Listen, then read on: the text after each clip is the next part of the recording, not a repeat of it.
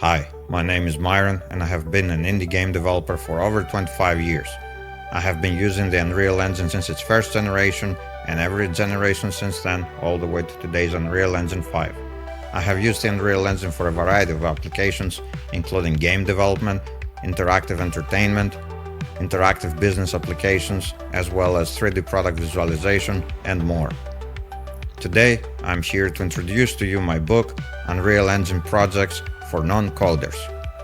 The book features a wide range of projects, ranging from simple scene setups all the way to complete playable projects. Through these projects, we explore a variety of topics, including materials, lighting, blueprints, asset management, optimizations, and packaging. This book addresses both beginner and intermediate audiences, and it serves as an introduction to the general workflow of Unreal Engine 5. We also take a brief look at third-party application integration workflows with the Unreal Engine 5.